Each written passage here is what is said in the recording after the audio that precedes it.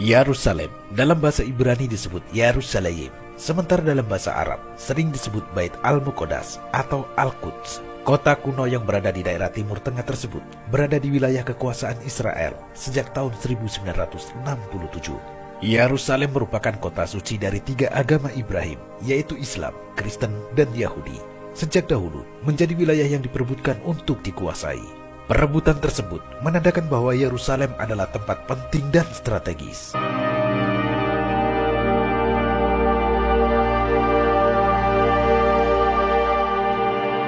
Pemirsa, konflik Palestina dan Israel bermula sejak tahun 1947 dan pada tanggal 14 Mei 1948, sehari sebelum habisnya masa perwalian Inggris atas Palestina, para pemukim Yahudi memproklamirkan secara sepihak kemerdekaan negara Israel dan melakukan agresi militer kepada rakyat Palestina. Konflik Palestina-Israel masih menjadi isu kemanusiaan yang belum berakhir hingga saat ini. Ketua Komisi Hubungan Luar Negeri dan Kerjasama Internasional Majelis Ulama Indonesia, Bunyam Sabtomo, sebagaimana dimuat pada laman Republika tanggal 13 Maret tahun 2021 mengatakan, Yerusalem merupakan wilayah konflik atau wilayah perebutan sejak zaman dahulu. Dalam catatan sejarah, tahun 2000 sebelum Masehi, wilayah Palestina atau Kanaan itu merupakan bagian dari wilayah Kekaisaran Assyria. Selanjutnya tahun 1500 sebelum Masehi, dikuasai oleh Mesir kuno pada zaman Raja-Raja Parao atau Fir'aun. Pada masa itu ada keyakinan bahwa Nabi Yusuf anak Nabi Yakub dari Palestina menuju ke Mesir, sehingga Palestina ada kaitan sejarah dengan Mesir. Sebab pada masa itu Palestina dikuasai oleh Mesir kuno. Kemudian tahun 1000 sebelum Masehi sampai 740 sebelum Masehi, Palestina menjadi wilayah merdeka. Pada masa itu, Nabi Daud, ayah dari Nabi Sulaiman, membebaskan dan memerdekakan Palestina dari pihak asing yang berkuasa. Hal tersebut senada dengan yang tertuang dalam Alkitab, Kitab Suci Perjanjian Lama, bahwa Daud raja untuk kerajaan Yehuda dan Israel menaklukkan Yerusalem dari orang-orang Yebus sekitar tahun 1000 sebelum Masehi. Daud kemudian memindahkan pemerintahannya ke Yerusalem, menjadikannya ibu kota dan pusat keagamaan kerajaannya. Alkitab juga mengatakan bahwa putra Daud Salomo membangun kuil pertama untuk Yahweh, Allah Israel, dan Yerusalem menjadi pusat Yudaisme.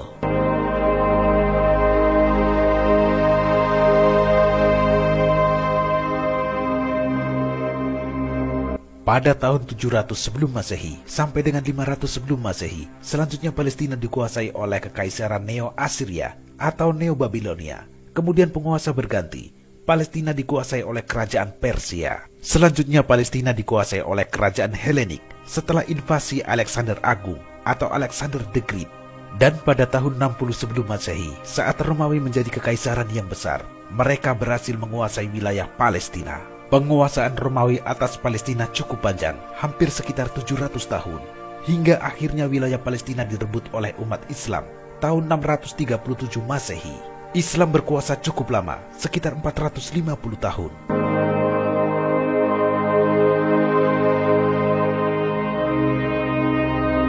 Dari laman Hidayatullah yang dipublikasi pada tanggal 26 Mei 2021 menjelaskan, setelah Rasulullah wafat pada Senin 12 Rabiul Awal tahun ke-11 Hijriah atau 8 Juni 632 Masehi, Abu Bakar As-Siddiq radhiyallahu an dibaiat menjadi khalifah pertama. Meskipun ketika itu Abu Bakar radhiyallahu an sibuk dengan masalah kemurtatan orang-orang Arab di Jazirah Arab, namun beliau tetap melanjutkan rencana Rasulullah untuk membebaskan Baitul Maqdis. Namun, pada masa pemerintahan Abu Bakar As-Siddiq, Baitul Maqdis belum bisa dibebaskan dari penguasaan Romawi. Barulah setelah Umar bin Khattab radhiyallahu an diangkat menjadi khalifah, menggantikan Abu Bakar radhiyallahu an, tepatnya pada tahun 638 Masehi, Baitul Maqdis berhasil dibebaskan. Khalifah Umar bin Khattab yang sebelumnya tidak pernah keluar dari Madinah untuk merayakan penaklukan suatu negeri, kali ini pergi sendiri ke Palestina dan menandatangani perjanjian dengan Patriark Kristen Yerusalem, Sophronius. Sayyidina Umar bin Khattab pun membuka gerbang Masjidil Aqsa dengan damai. Beliau juga mengundang kaum Yahudi untuk kembali ke Yerusalem setelah 400 tahun lamanya mereka dilarang masuk, dan memberikan jaminan kepada mereka, juga kepada para pemeluk Kristen, untuk hidup aman di bawah perlindungan pemerintah Islam. Ini merupakan peristiwa pertama kali dalam sejarah penaklukan kota Yerusalem tanpa ada darah yang tertumpah. Tiga penganut agama samawi, Islam, Kristen, dan Yahudi bisa hidup secara rukun berdampingan. Hal yang menarik saat pembebasan Baitul Maqdis itu, Khalifah Umar bin Khattab menolak untuk sholat di gereja makam Kudus di area Baitul Maqdis. Tujuannya agar kelak kaum muslim tidak meminta konversi gereja makam Kudus menjadi sebuah masjid. Sayyidina Umar bin Khattab sholat di luar gereja tersebut. Tempat di mana Khalifah Umar sholat ini kemudian didirikan masjid yang pintunya berlawanan arah dengan pintu masuk gereja makam Kudus. Ada yang berpendapat masjid tersebut adalah Masjid Jami Al-Aqsa. Ada juga menyebut Masjid Al-Qibli. Khalifah Umar bin Khattab saat pembebasan Baitul Maqdis juga menyempatkan pergi ke tempat di mana Nabi Sulaiman alaihissalam dahulu mendirikan Masjid Al-Aqsa dengan diantar Patriark Sophronius. Betapa terkejutnya Khalifah Umar melihat tempat itu sudah menjadi areal pembuangan sampah. Khalifah Umar pun meminta Patriark Sophronius membantu membersihkan tumpukan sampah yang sudah menggunung dengan tangannya sendiri. Setelah bersih, Sayyidina Umar bin Khattab melihat batu suci yang masih tertanam di sana dan mengatakan bahwa batu tersebut adalah batu yang digambarkan baginda Nabi Muhammad SAW sebagai tempat menjajakan kakinya saat peristiwa Isra Mi'raj.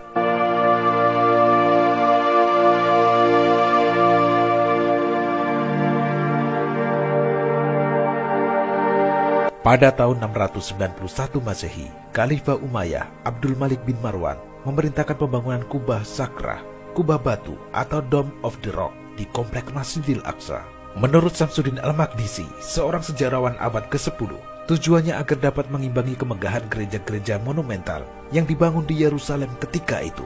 Kubah sakrah seringkali disalahartikan oleh banyak orang sebagai Masjid Al-Aqsa. Padahal Masjid Al-Aqsa adalah kompleks di mana kubah sakrah berada. Pada tahun 1095 Masehi, Paus Urbanus II menyerukan perang suci kepada masyarakat Kristen untuk mengambil alih kota Yerusalem dari tangan kekhalifahan Fatimiyah Mesir. Seruan ini dimaksudkan untuk memenuhi permintaan Kaisar Bizantium Romawi Timur, Alexios I Komnenos, yang menghendaki masyarakat Kristen menjadi relawan untuk membantu memerangi pasukan Turki Saljuk dari Anatolia. Seruan tersebut disampaikan pada 27 November 1095, sekaligus menandai dimulainya Perang Salib I. Ribuan umat Kristen menyambut seruan Paus Urban II yang menjanjikan pengampunan bagi siapapun yang bergabung dengan misi tersebut, apapun dosanya. Uniknya, tujuan utama memerangi pasukan Turki Saljuk menjadi berbelok kepada perebutan Yerusalem sebagai tujuan utama. Hal yang menarik juga bahwa korban pertama dari seruan perang suci tersebut bukanlah kaum muslim yang menguasai Yerusalem, tetapi orang-orang Yahudi. Ada dugaan ini karena dendam lama di mana orang-orang Yahudi pernah hendak membunuh dan menyalib Yesus, sang juru selamat yang diyakini umat Kristen. Komunitas Yahudi di Rhine, yakni di kota Speyer, Worms, Mainz, dan Cologne, menjadi sasaran pertama penyerangan pasukan salib atas orang-orang Yahudi. Peristiwa ini dikenal dengan nama pembantaian Rhineland. Begitu juga komunitas Yahudi di wilayah Danube juga tewas dalam jumlah ribuan. Pada tahun 1099, kota Al-Quds atau Yerusalem akhirnya berhasil direbut oleh orang-orang Kristen. Para kesatria, petani, atau rakyat biasa berbondong-bondong berjalan kaki menuju Yerusalem dari darat dan laut untuk memerangi penduduk Yerusalem. Mereka juga dibantu oleh tentara salib dari Romawi Timur. Perebutan kekuasaan ini tepatnya terjadi pada 15 Juli 1099. Baik kaum Muslim maupun Yahudi kemudian dilarang untuk tinggal di Yerusalem.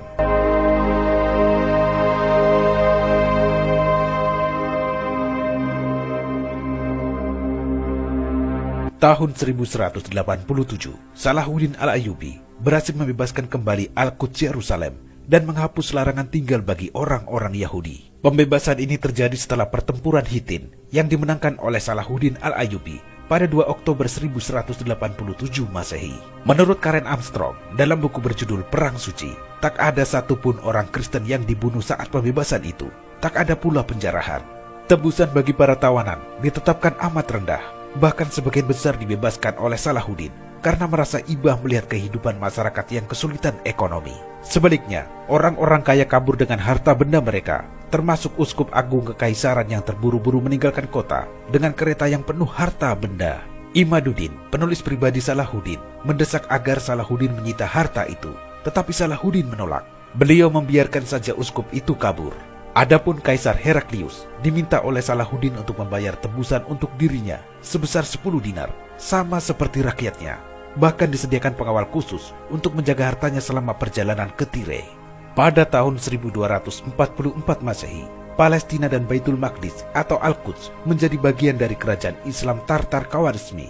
Sedangkan pada tahun 1247 Masehi, Palestina dan Al-Quds ditaklukkan oleh kerajaan Islam Mamluk Mesir. Tahun 1517 Masehi, Palestina menjadi bagian dari kekhalifahan Turki Utsmani. Di bawah kekuasaan mereka, Palestina mengalami pembaruan yang luar biasa. Tembok-tembok megah di sekeliling kota lama dibangun. Kota Al-Quds tetap berstatus sebagai provinsi, di samping sebagai sentra penting keagamaan. Bahkan, Al-Quds atau Yerusalem masih diperhitungkan sebagai ibu kota Palestina. Hal ini dimuat dalam buku berjudul Modern History of the Present State of All Nations yang ditulis pada tahun 1744.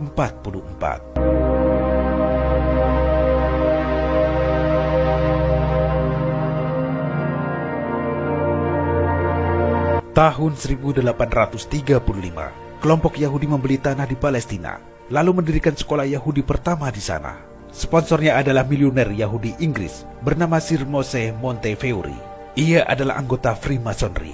Ini adalah kali pertama sekolah berkurikulum asing berdiri di wilayah kekhalifahan. Kemudian pada tahun 1838, Inggris membuka konsulat di Yerusalem yang merupakan perwakilan Eropa pertama di Palestina. Tahun 1849, kampanye untuk mendorong orang-orang Yahudi bermigrasi ke Palestina dimulai.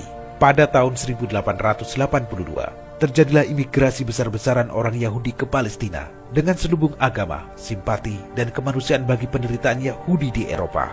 Bila pada awal kampanye tahun 1849, jumlah Yahudi di Palestina baru sekitar 12.000 orang, maka pada tahun 1948, jumlahnya sudah mencapai 716.700 orang, dan di tahun 1964 sudah hampir 3 juta orang.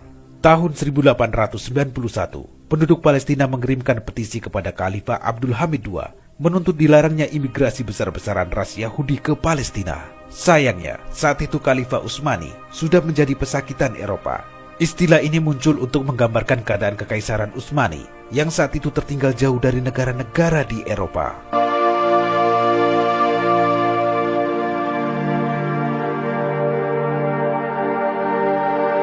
Tahun 1896, Theodor Herzl merampungkan sebuah doktrin baru bernama Zionisme sebagai gerakan politik untuk mendirikan negara Yahudi Israel. Setahun kemudian, yakni tahun 1897, Theodor Herzl menggelar Kongres Zionis pertama di Basel, Swiss. Peserta Kongres 1 Zionis mengeluarkan resolusi bahwa masyarakat Yahudi bukanlah sekedar umat beragama, namun bangsa yang memiliki tekad bulat untuk hidup berbangsa dan bernegara. Dalam resolusi itu, kaum Zionis menuntut tanah air bagi kaum Yahudi, yakni tanah yang menurut mereka memiliki nilai sejarah. Di kongres itu, Herzl menyebut bahwa Zionisme adalah jawaban bagi diskriminasi dan penindasan atas kaum Yahudi yang telah berlangsung ratusan tahun. Di depan kongres, Theodor Herzl berkata, dalam 50 tahun yang akan datang, negara Yahudi telah berdiri. Apa yang direncanakan Herzl menjadi kenyataan pada tahun 1948.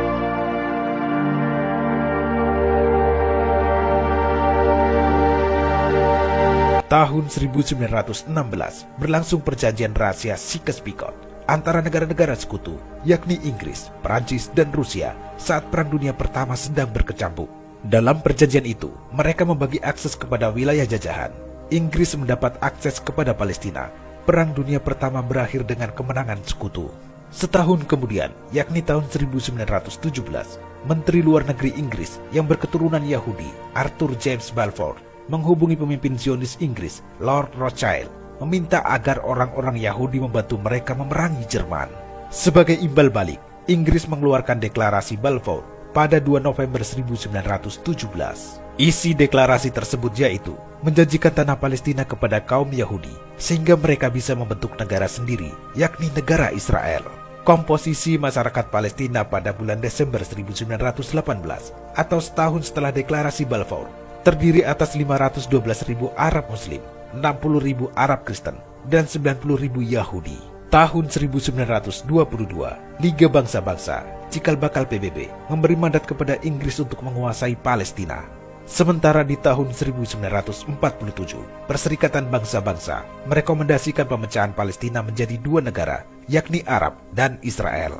Pada tanggal 14 Mei 1948, sehari sebelum habisnya masa perwalian Inggris atas Palestina, para pemukim Yahudi memproklamirkan secara sepihak kemerdekaan negara Israel dan melakukan agresi militer kepada rakyat Palestina yang masih lemah. Sehari kemudian, Tepatnya pada 15 Mei 1948, jutaan rakyat Palestina diusir dari kampung halamannya sendiri oleh tentara Israel, sehingga mengungsi ke Lebanon, Yordania, Suriah, dan Mesir.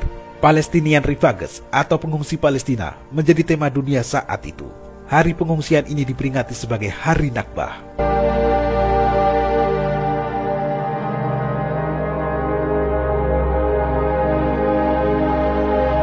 Pemirsa, pengusiran dan penggusuran warga Palestina pun terus terjadi hingga kini. Israel terus memperluas batas wilayah negaranya, melebihi batas wilayah yang ditentukan oleh rencana pembagian Palestina di bawah mandat Inggris. Bahkan, pada tahun 1967, peristiwa besar dan menyedihkan terjadi. Israel menaklukkan tepi barat, jalur Gaza, dan Yerusalem Timur. Pemerintah Israel mulai membangun permukiman di wilayah tersebut. Awalnya berjumlah sedikit, tetapi permukiman Yahudi itu perlahan tapi pasti dengan cepat semakin meluas. Pemukiman Yahudi ada di titik yang seharusnya menjadi bagian wilayah Palestina. Hingga kini, Israel belum mau berhenti menduduki tanah Palestina. Israel terus mendirikan pemukiman-pemukiman Yahudi di tanah Palestina.